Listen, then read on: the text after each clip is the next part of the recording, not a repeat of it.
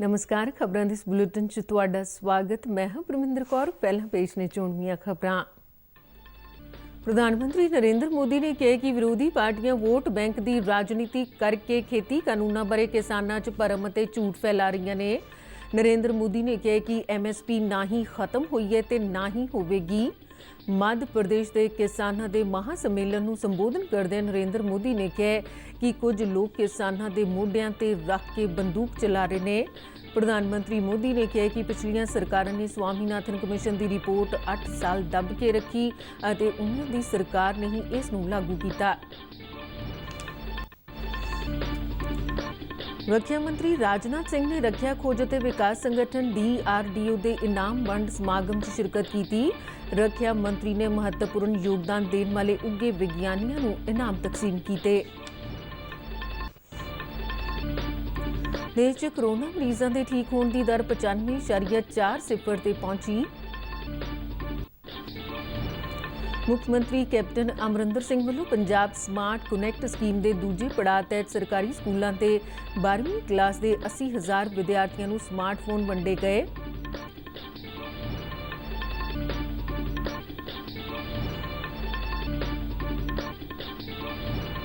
नौवें पातशाही श्री गुरु तेग बहादुर जी के शहीदी दिहाड़े मौके आज श्री अकाल तखत साहिब तो गुरु साहिब के प्रकाश स्थान गुरुद्वारा गुरु के महल तक अलौकिक नगर कीर्तन सजाया गया। यूनाइटेड पास्टर्स वैलफेयर एसोसीएशन और पंजाब क्रिश्चियन मूवमेंट वालों सांझे तौर पर आज जलंधर च क्रिसमस के संबंध में एक समागम करवाया गया। ते हुण खबरां विस्तार नाल। प्रधानमंत्री नरेंद्र मोदी ने कहा कि विरोधी पार्टियां वोट बैंक की राजनीति करके खेती कानूनों बारे किसानों च भरम ते झूठ फैला रही ने। अज मध्य प्रदेश के किसानों के महासम्मेलन को वर्चुअल माध्यम राही संबोधन करदे प्रधानमंत्री ने कहा कि उन्होंने सरकार ने पिछले 6 सालों किसानों की भलाई लई वड्डे पद्धर ते काम किया है। उन्होंने कहा कि कुछ लोग किसानों के मोढियां ते रख के बंदूक चला रहे हैं। प्रधानमंत्री ने कहा कि विरोधी पार्टियां झूठ फैला के कि MSP बंद हो जाएगी किसानों के मनां च डर पैदा कर रही ने। उन्होंने कहा कि इस तो वड्डा कोई झूठ हो ही नहीं सकता। उन्होंने कहा कि सरकार मंडियां नूं लैके गंभीर है। प्रधानमंत्री ने पूछा कि खेती कानूनों के बनन तो बाद MSP नहीं मिली। ये हमारी सरकार MSP को लेकर इतनी गंभीर है कि हर बार बुवाई से पहले MSP की घोषणा करती है। अगर कानून लागू होने के बाद भी MSP की घोषणा हुई, MSP पर सरकारी खरीदी हुई, उन्हीं मंडियों में हुई, तो क्या कोई समझदार इस बात को स्वीकार करेगा कि MSP बंद हो जाएगी? और इसलिए मैं कहता हूं, इससे बड़ा कोई झूठ नहीं हो सकता। नरेंद्र मोदी ने कहा कि खेती कानून रातों रात नहीं आए, सगों पिछले कोई 20-22 सालों तो हर सरकार ने खेती सुधारों ते व्यापक चर्चा की अते इन्हां कानूनों ते सारे संगठनों नाल विचार चर्चा की। उन्होंने कहा कि देश के किसान विज्ञानक अर्थशास्त्री खेती सैक्टर विच सुधारों की मंग करते आ रहे सन। किसानों के संगठन, कृषि एक्सपर्ट्स, कृषि अर्थशास्त्री, कृषि वैज्ञानिक, हमारे यहाँ के प्रोग्रेसिव किसान भी लगातार कृषि क्षेत्र में सुधार की मांग करते आए हैं। उन्होंने कहा कि खेती कानूनों राही असी किसानों को आज़ादी दी, उन्होंने नवा बदल दिता। प्रधानमंत्री ने APMC ते फैलाए जा रहे झूठ का जोरदार खंडन किया। APMC यानी हमारी मंडियों को लेकर के हमने कानून में क्या किया है? हमने कानून में किसानों को आजादी दी है। मंडी के अलावा किसान चाहकर भी अपनी फसल कहीं और नहीं बेच सकता था। नए कानून में हमने सिर्फ इतना कहा है कि किसान अगर उसको फायदा नजर आता है तो पहले की तरह जाके मंडी में बेचे, और बाहर उसको फायदा होता है तो मंडी के बाहर जाने का उसको हक मिलना चाहिए। उसकी मर्जी को क्या लोकतंत्र में मेरे किसान भाई को इतना हक नहीं हो सकता है? अब जहां किसान को लाभ मिलेगा वहां वो अपनी उपज बेचेगा। मंडी भी चालू है, मंडी में भी आकर के बेच सकता है। जो पहले था वो भी कर सकता है, किसान की मर्जी पर करेगा। ਪ੍ਰਧਾਨ ਮੰਤਰੀ ਨੇ ਕਿਹਾ ਕਿ ਜੇ ਸਿਆਸੀ ਪਾਰਟੀਆਂ ਦੇ ਪਹਿਲੋਂ ਜਾਰੀ ਕੀਤੇ ਗਏ ਮੈਨੀਫੈਸਟੋ ਦੇਖੇ ਜਾਣ ਤਾਂ ਸਾਰੇ ਹੀ ਖੇਤੀ ਸੁਧਾਰਾਂ ਦਾ ਐਲਾਨ ਕਰਦੇ ਸਨ ਅਤੇ ਕਿਸਾਨਾਂ ਦੀਆਂ ਮੰਗਾਂ ਤੇ ਵੋਟਾਂ ਬਟੋਰਦੇ ਸਨ। ਉਹਨਾਂ ਕਿਹਾ ਕਿ ਹੁਣ ਇਹਨਾਂ ਪਾਰਟੀਆਂ ਨੂੰ ਤਕਲੀਫ ਇਸ ਗੱਲ ਦੀ ਹੈ ਕਿ ਜੋ ਉਹ ਨਹੀਂ ਕਰ ਸਕੀਆਂ ਉਹ ਅਸੀਂ ਕਿਵੇਂ ਕਰ ਦਿੱਤਾ। ਉਹਨਾਂ ਕਿਹਾ ਕਿ ਕਿਸਾਨਾਂ ਦੀ ਭਲਾਈ ਨੂੰ ਮੱਦੇਨਜ਼ਰ ਰੱਖ ਕੇ ਹੀ ਖੇਤੀ ਕਾਨੂੰਨ ਲਿਆਂਦੇ ਗਏ, ਪਰ ਫਿਰ ਵੀ ਜੇ ਕਿਸਾਨਾਂ ਨੂੰ ਕੋਈ ਸ਼ੰਕਾ ਹੈ ਤਾਂ ਸਰਕਾਰ ਨਿਮਰਤਾ ਸਹਿਤ ਹਰ ਮੁੱਦੇ ਤੇ ਕਿਸਾਨਾਂ ਨਾਲ ਗੱਲਬਾਤ ਲਈ ਤਿਆਰ ਹੈ। सचमुच में तो देश के किसानों को उन लोगों से जवाब मांगना चाहिए जो पहले अपने घोषणा पत्र में इन सुधार करने की बात लिखते थे, वकालत करते थे और बड़ी बड़ी बातें करके किसानों के वोट बटोरते रहे, लेकिन अपने घोषणा पत्र में लिखे गए वादों को भी पूरा नहीं किया।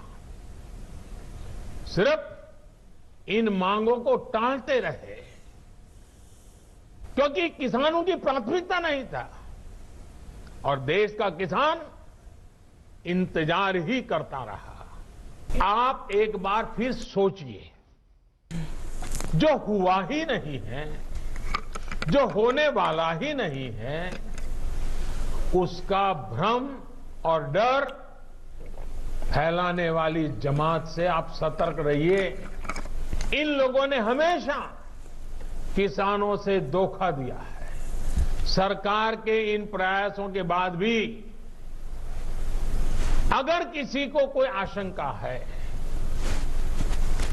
तो हम सर झुकाकर किसान भाइयों के सामने हाथ जोड़कर बहुत ही विनम्रता के साथ देश के किसान के हित में उनकी चिंता का निराकरण करने के लिए हर मुद्दे पर बात करने के लिए तैयार हैं। ਪ੍ਰਧਾਨ ਮੰਤਰੀ ਨੇ ਇਲਜ਼ਾਮ ਲਗਾਇਆ ਕਿ ਪਿਛਲੀਆਂ ਸਰਕਾਰਾਂ ਨੇ ਸਵਾਮੀਨਾਥਨ ਕਮਿਸ਼ਨ ਦੀ ਰਿਪੋਰਟ 8 ਸਾਲ ਦਬ ਕੇ ਰੱਖੀ ਅਤੇ ਉਹਨਾਂ ਦੀ ਸਰਕਾਰ ਨੇ ਹੀ ਇਸ ਨੂੰ ਲਾਗੂ ਕੀਤਾ। ਉਹਨਾਂ ਪਿਛਲੀਆਂ ਸਰਕਾਰਾਂ ਤੇ ਭੋਲੇ-ਭਾਲੇ ਕਿਸਾਨਾਂ ਨਾਲ ਧੋਖਾ ਕਰਨ ਦਾ ਇਲਜ਼ਾਮ ਲਗਾਇਆ। ਪ੍ਰਧਾਨ ਮੰਤਰੀ ਨੇ ਕਿਹਾ ਕਿ ਪਹਿਲਾਂ ਯੂਰੀਆ ਦੀ ਧੜੱਲੇ ਨਾਲ ਕਾਲਾਬਾਜ਼ਾਰੀ ਹੁੰਦੀ ਸੀ ਤੇ ਕਿਸਾਨਾਂ ਨੂੰ ਯੂਰੀਆ ਲੈਣ ਲਈ ਘੰਟਿਆਂ ਬੱਧੀ ਲਾਈਨਾਂ 'ਚ ਖੜੇ ਹੋਣਾ ਪੈਂਦਾ ਸੀ, ਪਰ ਉਹਨਾਂ ਦੀ ਸਰਕਾਰ ਨੇ ਇਸ ਸਮੱਸਿਆ ਦਾ ਹੱਲ ਕੀਤਾ। ਰੱਖਿਆ ਮੰਤਰੀ ਰਾਜਨਾਥ ਸਿੰਘ ਨੇ ਅੱਜ ਨਵੀਂ ਦਿੱਲੀ 'ਚ ਰੱਖਿਆ ਖੋਜ ਅਤੇ ਵਿਕਾਸ ਸੰਗਠਨ DRDO ਦੇ ਇਨਾਮ ਵੰਡ ਸਮਾਗਮ 'ਚ ਸ਼ਿਰਕਤ ਕੀਤੀ। ਉਹਨਾਂ ਮਹੱਤਵਪੂਰਨ ਯੋਗਦਾਨ ਦੇਣ ਵਾਲੇ ਉੱਘੇ ਵਿਗਿਆਨੀਆਂ ਨੂੰ ਇਨਾਮ ਤਕਸੀਮ ਕੀਤੇ। ਇਸ ਮੌਕੇ ਰਾਜਨਾਥ ਸਿੰਘ ਨੇ ਭਾਰਤੀ ਹਵਾਈ ਸੈਨਾ ਦੇ ਮੁਖੀ air chief marshal RKS Bhadauria ਨੂੰ ਹਵਾ ਤੋਂ ਹਵਾ 'ਚ ਮਾਰ ਕਰਨ ਵਾਲੀ ਮਿਜ਼ਾਈਲ ਅਸਤਰ MK-1B VR ਦਾ ਮਾਡਲ ਪ੍ਰਦਾਨ ਕੀਤਾ। ਉਹਨਾਂ ਜਲ ਸੈਨਾ ਦੇ ਮੁਖੀ ਐਡਮਿਰਲ ਕਰਮਬੀਰ ਸਿੰਘ ਨੂੰ ਵੀ DRDO ਵੱਲੋਂ ਤਿਆਰ ਕੀਤੀ ਗਈ ਭਾਰਤੀ ਸਮੁੰਦਰੀ ਸਥਿਤੀ ਪਰਖ ਪ੍ਰਣਾਲੀ ਦਾ ਮਾਡਲ ਅਤੇ ਥਲ ਸੈਨਾ ਦੇ ਮੁਖੀ ਜਨਰਲ MM ਨਰਵਣੇ ਨੂੰ ਸੀਮਾ ਨਿਗਰਾਨੀ ਪ੍ਰਣਾਲੀ ਦਾ ਮਾਡਲ ਪ੍ਰਦਾਨ ਕੀਤਾ। ਆਪਣੇ ਸੰਬੋਧਨ 'ਚ ਰੱਖਿਆ ਮੰਤਰੀ ਨੇ ਕਿਹਾ ਕਿ ਸੰਗਠਨ ਨੇ ਕਈ ਤਰ੍ਹਾਂ ਦੀ ਰੱਖਿਆ ਤਕਨਾਲੋਜੀ ਦਾ ਆਪਣੇ ਬਲਬੂਤੇ ਵਿਕਾਸ ਕਰਕੇ ਸਵਦੇਸ਼ੀਕਰਨ ਨੂੰ ਵਧਾਇਆ ਹੈ। ਉਹਨਾਂ ਕਿਹਾ ਕਿ DRDO ਨੇ ਮੌਜੂਦਾ ਲੋੜਾਂ ਨੂੰ ਪੂਰਾ ਕਰਦਿਆਂ ਯੁਵਾ ਵਿਗਿਆਨਿਕ ਪ੍ਰਯੋਗਸ਼ਾਲਾਵਾਂ ਨੂੰ ਸਹਾਇਤਾ ਦਿੱਤੀ ਅਤੇ ਭਵਿੱਖ ਦੀਆਂ ਲੋੜਾਂ ਦਾ ਵੀ ਪੂਰਾ ਧਿਆਨ ਰੱਖਿਆ ਹੈ। ਦੇਸ਼ 'ਚ ਕਰੋਨਾ ਮਰੀਜ਼ਾਂ ਦੇ ਠੀਕ ਹੋਣ ਦੀ ਦਰ 95.40 ਤੇ ਪਹੁੰਚ ਗਈ ਹੈ। ਬੀਤੇ 24 ਘੰਟਿਆਂ ਦੌਰਾਨ 31,000 ਤੋਂ ਜ਼ਿਆਦਾ ਕਰੋਨਾ ਮਰੀਜ਼ ਸਿਹਤਯਾਬ ਹੋਏ ਨੇ। ਸਿਹਤ ਮੰਤਰਾਲੇ ਦੇ ਤਾਜ਼ਾ ਅੰਕੜਿਆਂ ਮੁਤਾਬਿਕ ਹੁਣ ਕਰੋਨਾ ਮੁਕਤ ਹੋਣ ਵਾਲੇ ਮਰੀਜ਼ਾਂ ਦੀ ਗਿਣਤੀ ਵੱਧ ਕੇ 95,20,000 ਤੋਂ ਪਾਰ ਹੋ ਗਈ ਹੈ। ਇਸ ਵੇਲੇ ਦੇਸ਼ 'ਚ ਕੁੱਲ ਐਕਟਿਵ ਕੇਸਾਂ ਦੀ ਗਿਣਤੀ 3,13,000 ਦੇ ਕਰੀਬ ਹੈ। ਪਿਛਲੇ 24 ਘੰਟਿਆਂ ਦੌਰਾਨ 22,899 ਕਰੋਨਾ ਦੇ ਨਵੇਂ ਪੋਜ਼ਿਟਿਵ ਕੇਸ ਆਉਣ ਨਾਲ ਮਾਮਲਿਆਂ ਦੀ ਕੁੱਲ ਗਿਣਤੀ 99 ਲੱਖ ਤੋਂ ਪਾਰ ਹੋ ਗਈ ਹੈ। ਇਸ ਵੇਲੇ ਦੇਸ਼ 'ਚ ਮੌਤ ਦਰ 1.45% ਜੋ ਵਿਸ਼ਵ 'ਚ ਸਭ ਤੋਂ ਘੱਟ ਹੈ। ਪਿਛਲੇ 24 ਘੰਟਿਆਂ ਦੌਰਾਨ 338 ਮੌਤਾਂ ਦਰਜ ਕੀਤੀਆਂ ਗਈਆਂ, ਜਿਸ ਨਾਲ ਮਰਨ ਵਾਲਿਆਂ ਦੀ ਗਿਣਤੀ 1,44,799 ਹੋ ਗਈ ਹੈ। ਮੰਤਰਾਲੇ ਨੇ ਦੱਸਿਆ ਕਿ ਸਰਕਾਰ ਵੱਲੋਂ ਟੈਸਟ, ਟਰੈਕ ਤੇ ਟਰੀਟ ਦੀ ਨੀਤੀ ਅਪਣਾਉਣ ਨਾਲ ਸਿਹਤਯਾਬ ਵਿਅਕਤੀਆਂ ਦੀ ਗਿਣਤੀ ਵਧੀ ਹੈ ਅਤੇ ਮੌਤ ਦਰ ਵਿੱਚ ਲਗਾਤਾਰ ਕਮੀ ਆਈ ਹੈ। ਦੇਸ਼ 'ਚ ਪਿਛਲੇ 24 ਘੰਟਿਆਂ ਦੌਰਾਨ 11,13,000 ਕਰੋਨਾ ਦੇ ਟੈਸਟ ਕੀਤੇ ਗਏ, ਜਿਸ ਨਾਲ ਦੇਸ਼ 'ਚ ਟੈਸਟਾਂ ਦੀ ਗਿਣਤੀ 15,99,00,000 ਹੋ ਗਈ ਹੈ। ਕੋਵਿਡ ਮਹਾਮਾਰੀ ਦੇ ਇਸ ਦੌਰ 'ਚ ਸਰਕਾਰੀ ਸਕੂਲਾਂ 'ਚ ਬਿਨਾਂ ਦਿੱਕਤ ਆਨਲਾਈਨ ਪੜ੍ਹਾਈ ਦੀ ਸਹੂਲਤ ਨੂੰ ਯਕੀਨੀ ਬਣਾਉਣ ਲਈ ਪੰਜਾਬ ਦੇ ਮੁੱਖ ਮੰਤਰੀ ਕੈਪਟਨ ਅਮਰਿੰਦਰ ਸਿੰਘ ਨੇ ਅੱਜ ਪੰਜਾਬ ਸਮਾਰਟ ਕਨੈਕਟ ਸਕੀਮ ਦੇ ਦੂਜੇ ਪੜਾਅ ਦਾ ਵਰਚੁਅਲ ਉਦਘਾਟਨ ਕੀਤਾ। ਇਸ ਸਕੀਮ ਤਹਿਤ ਸਰਕਾਰੀ ਸਕੂਲਾਂ ਦੇ 12ਵੀਂ ਕਲਾਸ ਦੇ 80,000 ਵਿਦਿਆਰਥੀਆਂ ਨੂੰ ਸਮਾਰਟਫੋਨ ਵੰਡੇ ਗਏ। ਵਰਚੁਅਲ ਸਮਾਗਮ ਰਾਹੀਂ ਸੂਬੇ ਦੇ 845 ਸਕੂਲ ਇਸ ਸਮਾਗਮ ਨਾਲ ਜੁੜੇ, ਜਿੱਥੇ ਮੰਤਰੀ, ਵਿਧਾਇਕ ਅਤੇ ਹੋਰ ਮੌਜੂਦ ਪਤਵੰਤਿਆਂ ਵੱਲੋਂ ਬੱਚਿਆਂ ਨੂੰ ਸਮਾਰਟਫੋਨ ਤਕਸੀਮ ਕੀਤੇ ਗਏ। ਮੁੱਖ ਮੰਤਰੀ ਨੇ ਸਰਕਾਰੀ senior secondary school Behlolpur Mohali ਵਿਖੇ ਮੁੱਖ ਸਮਾਗਮ 'ਚ ਸ਼ਿਰਕਤ ਕੀਤੀ। ਇਸ ਮੌਕੇ ਮੁੱਖ ਮੰਤਰੀ ਨੇ ਦੱਸਿਆ ਕਿ ਸੂਬੇ ਭਰ ਵਿੱਚ ਪੰਜਾਬ ਸਮਾਰਟ ਕਨੈਕਟ ਸਕੀਮ ਤਹਿਤ ਕੁੱਲ 1,75,443 ਸਮਾਰਟਫੋਨ ਵੰਡੇ ਜਾਣੇ ਸਨ, ਜਿਨ੍ਹਾਂ ਵਿੱਚੋਂ ਸਿਰਫ 45,443 ਵੰਡੇ ਜਾਣੇ ਬਾਕੀ ਰਹਿ ਗਏ ਨੇ, ਜੋ ਇਸ ਮਹੀਨੇ ਦੇ ਅੰਤ ਤੱਕ ਵਿਦਿਆਰਥੀਆਂ ਨੂੰ ਮੁਹੱਈਆ ਕਰਵਾ ਦਿੱਤੇ ਜਾਣਗੇ। ਉਨ੍ਹਾਂ ਅੱਗੇ ਦੱਸਿਆ ਕਿ ਪਹਿਲੇ ਪੜਾਅ ਤਹਿਤ 50,000 ਵਿਦਿਆਰਥੀਆਂ ਨੂੰ ਸਮਾਰਟਫੋਨ ਦਿੱਤੇ ਗਏ ਸਨ। ਮੁੱਖ ਮੰਤਰੀ ਅਨੁਸਾਰ ਸੂਬੇ ਦੇ 88,059 ਲੜਕਿਆਂ ਅਤੇ 87,284 ਕੁੜੀਆਂ ਨੂੰ ਡਿਜੀਟਲ ਪੱਖੋਂ ਸ਼ਕਤੀਕਰਨ ਸੰਬੰਧੀ ਸਕੀਮ ਤਹਿਤ 87 ਕਰੋੜ 84 ਲੱਖ ਰੁਪਏ ਖਰਚ ਕੀਤੇ ਗਏ ਨੇ। 9ਵੀਂ ਪਾਤਸ਼ਾਹੀ ਸ੍ਰੀ ਗੁਰੂ ਤੇਗ ਬਹਾਦਰ ਜੀ ਦੇ ਸ਼ਹੀਦੀ ਦਿਹਾੜੇ ਮੌਕੇ ਅੱਜ SGPC ਵੱਲੋਂ ਸ੍ਰੀ ਅਕਾਲ ਤਖਤ ਸਾਹਿਬ ਤੋਂ ਗੁਰੂ ਸਾਹਿਬ ਦੇ ਪ੍ਰਕਾਸ਼ ਸਥਾਨ ਗੁਰਦੁਆਰਾ ਗੁਰੂ ਕੇ ਮਹਿਲ ਤੱਕ ਅਲੌਕਿਕ ਨਗਰ ਕੀਰਤਨ ਸਜਾਇਆ ਗਿਆ।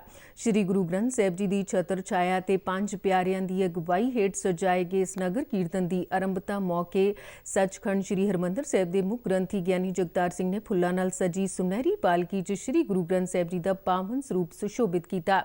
ਕੜਾਕੇ ਦੀ ਠੰਡ ਦੇ ਬਾਵਜੂਦ ਇਸ ਨਗਰ ਕੀਰਤਨ ਵਿੱਚ ਸੰਗਤਾਂ ਨੇ ਭਾਰੀ ਗਿਣਤੀ 'ਚ ਸ਼ਿਰਕਤ ਕੀਤੀ। ਨਗਰ ਕੀਰਤਨ ਦਾ ਵੱਖ-ਵੱਖ ਥਾਈਂ ਸੰਗਤਾਂ ਵੱਲੋਂ ਨਿੱਘਾ ਸਵਾਗਤ ਕੀਤਾ ਗਿਆ।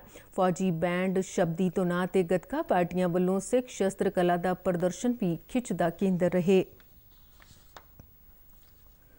ਯੂਨਾਈਟਿਡ ਪਾਸਟਰਜ਼ ਵੈਲਫੇਅਰ ਐਸੋਸੀਏਸ਼ਨ ਅਤੇ ਪੰਜਾਬ ਕ੍ਰਿਸਚੀਅਨ ਮੂਵਮੈਂਟ ਵੱਲੋਂ ਸਾਂਝੇ ਤੌਰ ਤੇ ਅੱਜ ਜਲੰਧਰ 'ਚ ਕ੍ਰਿਸਮਸ ਦੇ ਸਬੰਧ ਵਿੱਚ ਇੱਕ ਸਮਾਗਮ ਕਰਵਾਇਆ ਗਿਆ, ਜਿਸ 'ਚ ਮਸੀਹੀ ਭਾਈਚਾਰੇ ਦੇ ਲੋਕਾਂ ਨੇ ਪੂਰੀ ਧਾਰਮਿਕ ਸ਼ਰਧਾ ਨਾਲ ਸ਼ਿਰਕਤ ਕੀਤੀ। ਕਰੋਨਾ ਮਹਾਮਾਰੀ ਦੇ ਚਲਦਿਆਂ ਇਸ ਵਾਰ ਕ੍ਰਿਸਮਸ ਤੋਂ ਪਹਿਲਾਂ ਸ਼ੋਭਾ ਯਾਤਰਾ ਨਹੀਂ ਕੱਢੀ ਗਈ ਅਤੇ ਮਸੀਹੀ ਜਥੇਬੰਦੀਆਂ ਵੱਲੋਂ ਇੱਕ ਥਾਂ ਇਕੱਠੇ ਹੋ ਕੇ ਇਹ ਸਮਾਗਮ ਕਰਵਾਇਆ ਗਿਆ। ਇਸ ਸਮਾਗਮ 'ਚ ਜਲੰਧਰ ਕੇਂਦਰੀ ਤੋਂ ਵਿਧਾਨਕਾਰ ਰਜਿੰਦਰ ਬੇਰੀ ਨੇ ਵੀ ਸ਼ਿਰਕਤ ਕੀਤੀ। ਸਮਾਗਮ ਦੀ ਸ਼ੁਰੂਆਤ ਯੂਨਾਈਟਿਡ ਪਾਸਟਰਜ਼ ਵੈਲਫੇਅਰ ਐਸੋਸੀਏਸ਼ਨ ਦੇ ਚੇਅਰਮੈਨ ਅਜੀਤ ਮਸੀਹ ਵੱਲੋਂ ਪ੍ਰਾਰਥਨਾ ਨਾਲ ਕੀਤੀ ਗਈ। ਇਸ ਮੌਕੇ ਪ੍ਰਭੂ ਯਿਸੂ ਮਸੀਹ ਦੇ ਗੀਤ ਭਜਨ ਪੇਸ਼ ਕੀਤੇ ਗਏ। ਪਰਮੇਸ਼ਵਰ ਦੀ ਪਵਿੱਤਰ ਬਾਣੀ ਨੂੰ ਪਾਸਟਰ ਕੈਲਾਸ਼ ਮਸੀਹ ਨੇ ਸੁਚੱਜੇ ਢੰਗ ਨਾਲ ਪੇਸ਼ ਕੀਤਾ।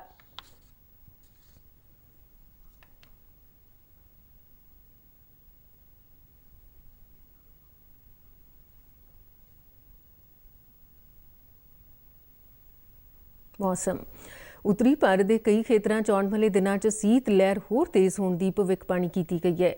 ਮੌਸਮ ਵਿਭਾਗ ਅਨੁਸਾਰ ਪੰਜਾਬ, ਹਰਿਆਣਾ, ਚੰਡੀਗੜ੍ਹ, ਉੱਤਰ ਪ੍ਰਦੇਸ਼ ਅਤੇ ਉੱਤਰੀ ਰਾਜਸਥਾਨ ਦੇ ਕਈ ਹਲਕਿਆਂ 'ਚ ਠੰਡ ਦਾ ਪ੍ਰਕੋਪ ਹੋਰ ਵਧੇਗਾ।